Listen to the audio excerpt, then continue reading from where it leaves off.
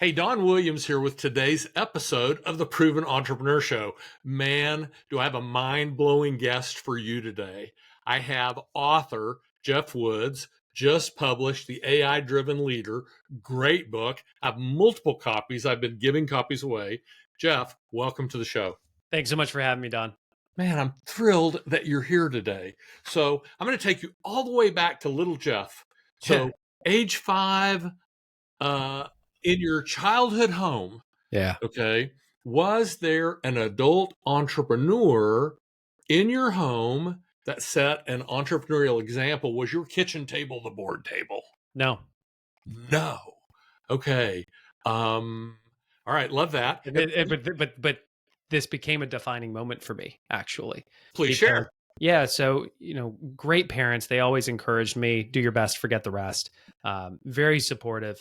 But I followed very much the traditional path. Work hard in school so you can get into a good college. Work hard in college so you can get a good job. And over the course of probably the first, 7 years of my career, I was so focused on climbing the ladder that I wasn't asking, is the ladder even leaning against the right wall? Wow. And it came to when I was in medical device sales. And I was very successful. President's Club winner every year, making a ton of money, great work-life counterbalance. But I was completely unfulfilled on the inside because deep down, Don, growth is my core value. Love that. I felt like I was playing below my potential. And for me, that was actually painful. And I remember vividly being in Lake Tahoe for our national sales meeting, walking out of one of the sessions early because I just couldn't stand it anymore. I'm staring up at the mountains and asking myself, when in the world am I ever going to be able to build a business that makes a big impact in the world and delivers real security for my family? I walked into the defining moment. I walk into the next session. And on every chair was a copy of a business book called The One Thing, which had been written by Gary Keller, who started Keller Williams, and his co-author, Jay Papasan. Jay walks on stage, delivers an amazing keynote, and the whole time he's talking, Don, I have this Jim Rohn quote in my mind that you're the average of the 5 people you spend the most time with. I had 5 amazing friends at that point. I didn't have any amazing mentors. I didn't have any entrepreneurs that had big businesses that were making a big impact in my life that I was investing time with. And I found myself thinking, what would my life look like if Jay or Gary Keller were 2 of my 5? And when Jay came off stage, I literally sprinted down the side of the ballroom and almost tackled the guy. And that began a relationship that ultimately, what I had no idea was that The One Thing had already become one of the highest rated business books of all time. But that created a problem because they wanted to make it a company. But Gary's One Thing was running Keller Williams. Jay's One Thing was writing books with Gary. My One Thing became The One Thing. They became 2 of my 5, and they taught me to think and act like a CEO and scale big companies. I love that. Now, so Geoff, I'm going to take you back to little Geoff again. Yeah. Bigger Geoff. Okay. Because I want to connect the dots from childhood to, hey, I did the right thing. I got good grades. I got to go into a good school. I got a good job. Okay. So what was your first job? What's the first thing you did where people put money in your back pocket for your effort? I was a professional hip hop dancer in high school. Oh, I love that. That's serious. So I've done about 150 episodes. You are the first and maybe the only ever professional hip hop dancer. Yeah. My very first jobs was I got paid to dance. I love that. Love that. Okay. So when you graduated school, left your parents' home, you went, where'd you go to university? UC Santa Barbara. UT Santa Barbara. Okay. UC Santa Barbara. Excellent school. Okay. And you majored in entrepreneurship. So this was actually interesting. It was my senior year. I'm doing an internship for a tech company. And right before graduation, I sit down with the CEO and I ask him, what job should I get after school? And he looks at me, Don, and he says, Geoff, you are asking the wrong question. Mm-hmm. You should be asking, what are the skills I can master that are so valuable they'll serve me no matter where I go? And what jobs will help me develop those skills? Best career advice I've ever had, because I was so focused on attaching myself to a job, fitting inside a box. And he's saying, no, what are the skills that if you can master them, put you on a certain trajectory? Based on my personality, he suggested I go into sales. So he said, go work for Xerox or IBM because you'll get the best sales training in the world. So I went to work for Xerox, found out that people don't really like their copier rep. That led to medical device sales, which then led to entrepreneurship. Well, medical device sales pays so much better than copier sales anyway. It does. And you can try to and you get to wear scrubs and try to get your wife to call you McDreamy. Oh, there you go. So I got to ask, only because you offered. Does she? No, absolutely not. No. Yeah. Absolutely not. All right. Well, your wife sounds like my wife. Hey, man, I still got things to aspire for. Yeah. So we have that in common. Okay. So you had your defining moment at this conference. Yes. The one thing became the one thing. Yes. How long did it take you to launch into entrepreneurship? Well, that was entrepreneurship because they literally, Gary and Jay said, we'll be your board. We will, they allocated a set amount of dollars. I was the president and the co-founder. I had to start the business from nothing and scale it. Wow. But I had them as my mentors and guides. And Gary Keller, great mentors, built a little real estate empire. Keller Williams, largest in the world. And so, but I also want to point out something to the audience. So Geoff had some stimuli. He saw Gary Keller. He had an epiphany and he acted. I ran and almost tackled him. Okay. Yeah. And so many times, if you'll just have the courage to act, and then ask somebody, you'll be surprised at who might say yes. So this was another defining moment. It was Jay who was speaking on stage, Gary's co-author. When Jay finished speaking, 1,500 people in the audience gave him a standing ovation. Wow. Every person sat down and I was still standing. The defining moment for me was my mind was telling me to sit. My heart was telling me to go. And I literally remember going, you got to do this. And I was trying to protect myself from failing or maybe being rejected, but the heart won. And that's what led me to sprint down the side of the ballroom and opened the whole door. So I don't think you know this, but my second book, I've now written 8, published 6, 2 in editing, Romancing Your Customer, but it talks about following your instinct, your intuition, and your heart. Don't ignore your intellect. You need your brain. Your brain's really important. But it's so much easier to influence people if you play from your heart. 100%. Okay. And so I love that. Okay. So tell me, are we still operating that company? What company do you have now? What do you do now? Who do you do it with? So what do you like to do? Fast forward, I own AI Leadership, which is a company that helps executive teams strategically adopt AI to accelerate growth and build a competitive advantage. How I went from the one thing to that, I scaled the one thing, sold my interest back to Gary and Jay. I had a 2-year non-compete, went in-house with a client called Jindal Steel, which is a giant steel company out of India. I had been coaching their chairman, Naveen Jindal, and several of his execs. And when he found out I left, he said, hey, would you come in-house? And I said, maybe. What's the job? And he said, you tell me. And so I stepped in as chief growth officer over all their companies, which they had about 100,000 people across the world, India, Middle East, Africa, Australia. I took them from 750 million to 12 billion as a market cap in 4 years. While I was there, part of that was AI. I saw ChatGPT when it literally within 30 days of it coming out and hitting the world. And I had that college mentor in my head saying, what are the skills you can master that are so valuable? They'll serve you no matter where you go. And when I saw AI for the first time, I saw it as a skill to acquire. And so I just prioritized figuring this thing out, very quickly realized that using it to write a better email was a waste of time, but started asking, what are the things I need to do as a C-level executive of a public company that deliver the highest returns? And the answer was strategic thinking and decision-making. And so I asked, how might AI help me think more strategically or make faster, smarter decisions? And the moment I cracked that, I was at the chairman's house in India and I made the pitch. I said, this is the future. And he goes, I agree. And I said, we should drive this through the whole company. He goes, I agree. I said, this is so important that you should own this as chairman of the board. And he goes, I disagree. You do it.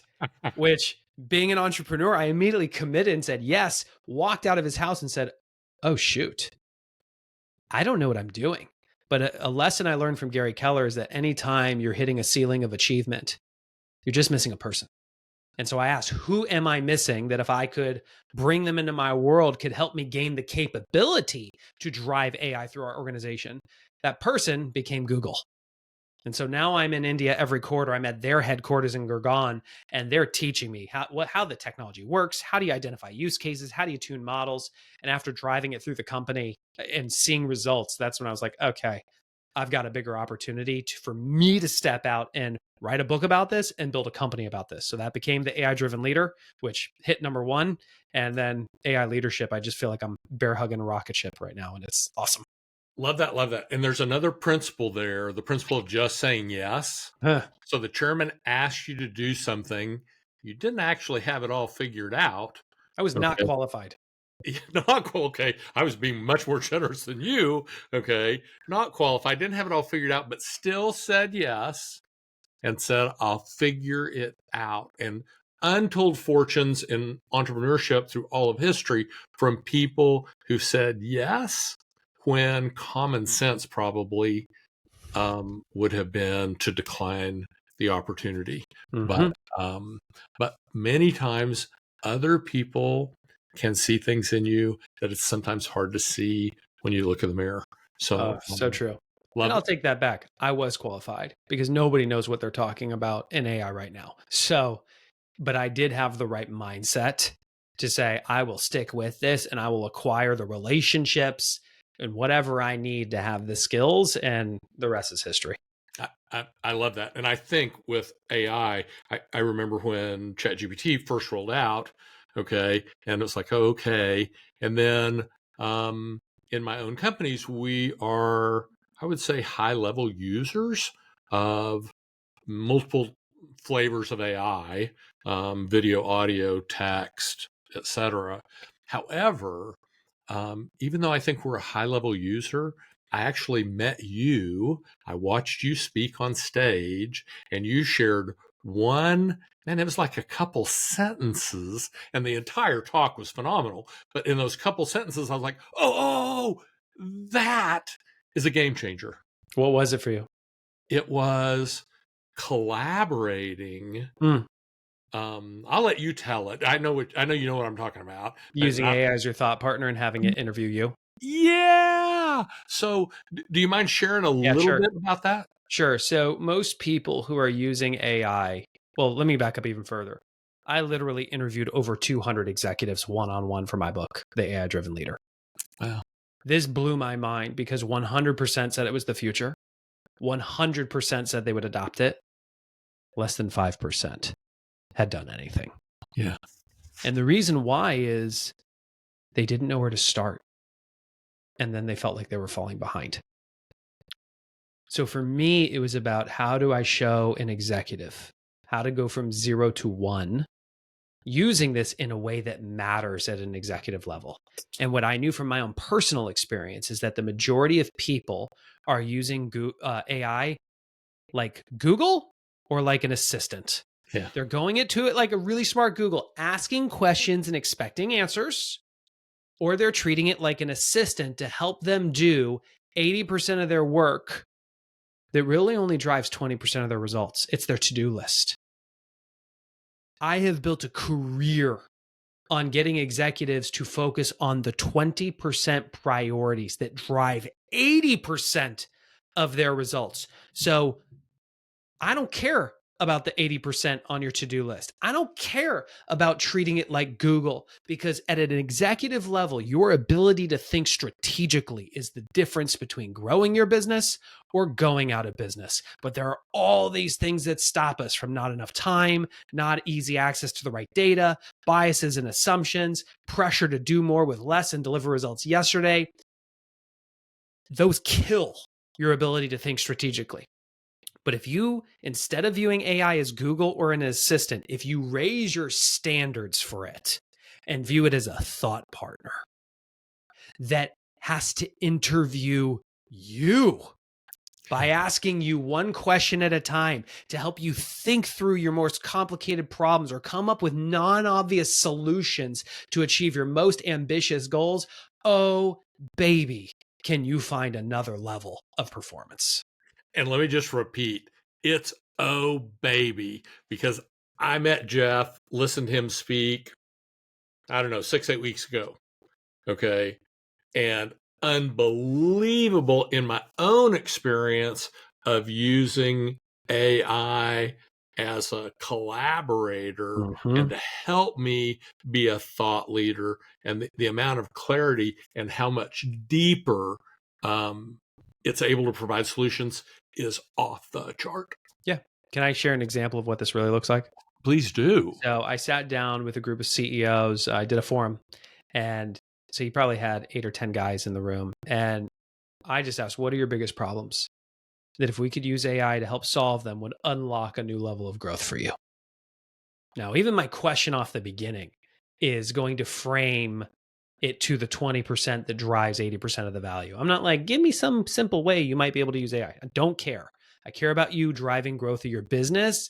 I want to talk about those things. One guy looks at me and says, okay, that's easy. I run a manufacturing company. I leased a whole bunch of equipment from this company in Japan. Things have shifted in my market, and the debt structure is bankrupting us. We have to get it restructured or we will go out of business. And I go, okay, what have you done? And he goes, oh, we tried everything. We did this, we did this, we did this, we did this. And he's listing off all these things he tried. And he said, none of it has worked because this is a publicly traded company in Japan and it's gone all the way to the board and they are refusing to restructure the debt because they think it will make them lose face in Japanese society. I have no next step. We're probably going out of business. Wow. Can AI help? Don, that last question, can AI help, is the question. Your ability to make an impact with AI is only limited by your imagination of can it use it for a specific situation? And the answer is don't know, but approach with curiosity and try. So I literally pulled up in this case, ChatGPT, nothing special. And I gave a framework for a prompt that I probably use 90% of the time. I think of writing prompts like ingredients in a recipe. When you cook dinner for your family, you pull certain ingredients out of your fridge and you use them. My favorite recipe for communicating with AI is context, role, interview, task. Context, you got to give it lots of context. Role, you tell it who you want it to be so you can tap into that person's expertise because AI has been trained on 200 million books worth of data. I'm not an expert in every situation, but AI can be if you give it the correct role. Interview, you ask it to interview you to pull things out of your head so it can accomplish a task. So context, role, interview, task. So here's what the prompt was. Context. I run a manufacturing company. We leased a whole bunch of equipment from a company in Japan. Things have shifted in the market and the debt is now killing us. We're going to go bankrupt if it doesn't get restructured. Here's all the things we've tried. 1, 2, 3, 4, 5. I listed every one in detail. None of it has worked because this is a publicly traded company in Japan. It's gone all the way to the board and they're refusing to restructure the debt because they think they'll lose face in Japanese society. I have no next step. We're probably going out of business. That was the context section. So some of you who are listening to this are going, it can do that? Yeah, this is not Google, folks. This is a different game. Role.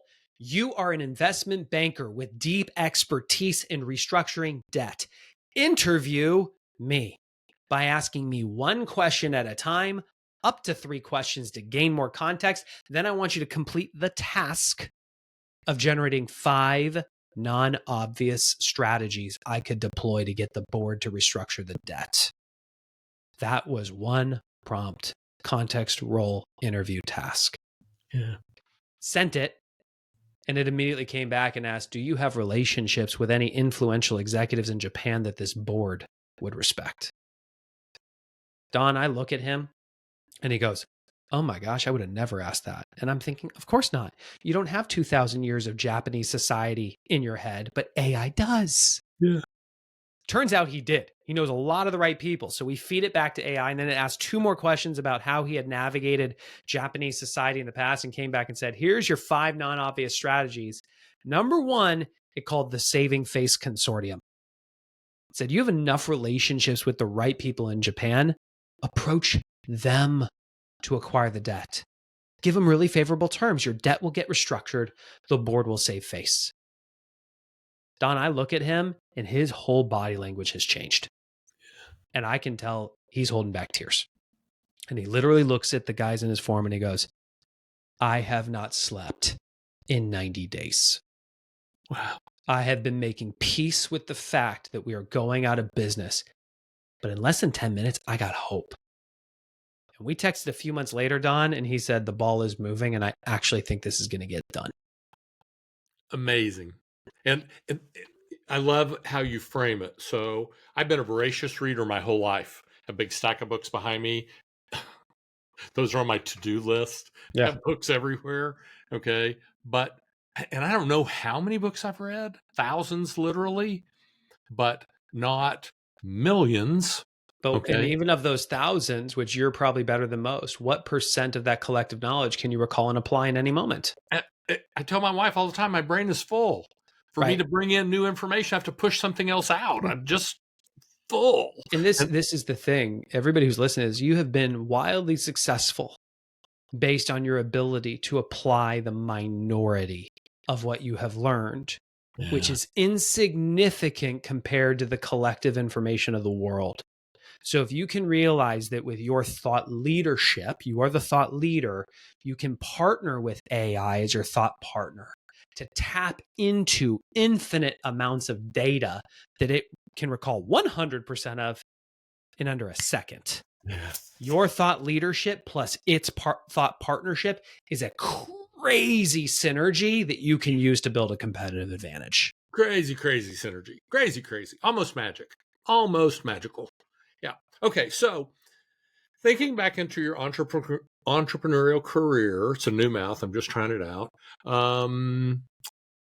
Tell me about a hard moment, something that happened sometime. Yeah. It's not all unicorns and rainbows. We know that. Something that happened sometime that when it happened, it's like, ow, that hurts. But maybe in retrospect, it turns out that it was very, very positive, though at the time, it certainly did not feel positive. It always is if you're measuring correctly.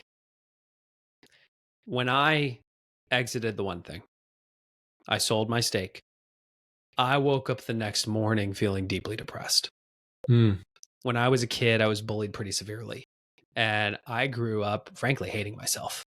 And for me, success became the Band-Aid to heal the wounds that never healed. Yeah. I thought if I could be more successful, then people would respect me or like me. And when I got to become the face of the one thing, this is a very popular book. It's it came with a lot of notoriety, a lot of respect. Suddenly I'm going into the boardrooms of Fortune 500 companies, facilitating their strategic planning, and they're looking to me to do this stuff. And it worked. I mean, the things that it did for that 6-year-old version of Geoff that's still inside and hurting, it pacified all of it, but it never healed it. And when all of a sudden I woke up and said, I'm no longer the face of the one thing, I didn't know who I was because I attached my identity to my work instead of aligning my identity. And the thing that I learned here, Don, was you are you, not what you do. Yeah. And that led to 6 months of deep inner work of rediscovering who am I? And how do I, moving forward, make sure that I align what I do with who I am? And the big gift here was when you look at AI, so many people are afraid of it taking their jobs. When I think subconsciously, they're afraid it's going to take their identity because they've attached themselves to their work. And this has put me in a position now to be able to look at people and say, AI can only enhance you because it can never replace you. Yeah, I totally agree. I think it's a hollow argument that AI is going to replace humanity. To me, it's humans first, AI second. Yeah. And that's just what it goes. Now, let's be clear. AI will This is same in any technology. I literally, chapter 2, I studied all the major technological disruptions. Technology changes the skills that we value and the processes that we follow. Your job is the skills you apply and the processes you follow. It does not take jobs. It changes the skills that are valued and the processes that are followed, but it does not eliminate the need for the human. What it does do is free you up from things that are currently occupying your time that, frankly, you're playing below your level. And it frees you up to rediscover, who am I and how do I harness my unique strengths as a human that AI can never replace, to deliver even more value. If you're a growth-minded person, you see it as an opportunity. If you are a fixed-minded person, you see it as a threat. Yeah. It certainly is that 80-20 rule. It allows you to concentrate on the 20%, that 80% of your results will come from. Bingo. Where you can actually be in your purpose. And when you are in your purpose, life can almost be magical. Things just happen better. Okay, so maybe the toughest question I'm going to ask you. Okay, so I'm going to put you in a time machine. I'm going to send you all the way back to 20-year-old Geoff. You're going to get about 60 seconds to tell 20-year-old you something you know now you wish you had known then, that would have sped you along the way, prevented an issue, basically benefited you in some manner. So into the time machine you go. Here's 20-year-old Geoff. What do you share? You can have everything in life you want if you help enough other people get what they want first. So love that. Okay. I don't know that Zig said it first. Yeah. But and when you write books and you're a thought leader, sometimes you're like, did I think that? Did I hear that? I'm not sure Zig actually said it first, but he said it loudest and That's most. who it's attributed to Zig Ziglar. Yes, it is, and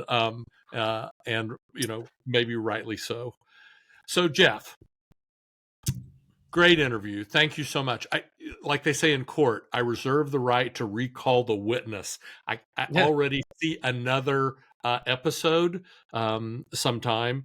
But if someone in the audience wanted to learn more about you, wanted to learn more about your company, how would they reach out? Sure. So first, if you have not read The AI-Driven Leader, it's everywhere: Amazon, Audible, ebook. It hit number 1 in its category for a reason.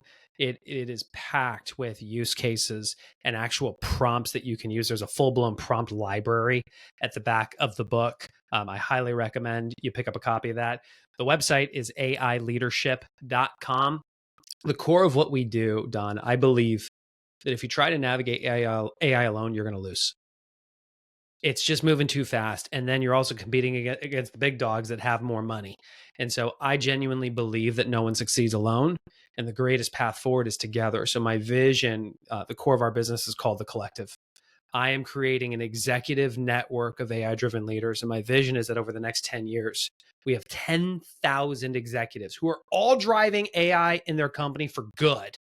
And that we are centralizing our knowledge on how we're using it, so that my team can then create all the playbooks and roadmaps and systems that you need to drive this in your company. And we give it to everybody. So you learn more in a year than you could in a lifetime. And if you are an executive who believes AI is the future, who wants to drive it through the company, but just isn't sure what steps to take, that is the place that I would encourage you to check out. You can check out The Collective on aileadership.com. It is application only. It's very tightly curated because we want to make sure that we have the right people in the room doing this, but we're literally creating the future of work together. Creating the future of work together. I love that. Okay, folks, this is the book. It's everywhere. Get a copy. Reach out to Geoff at his company. Geoff, thank you so much for joining us on the Proven Entrepreneur Show today. It's my pleasure, Don. Thank you. Thanks, folks. We'll see you next time on the Proven Entrepreneur Show.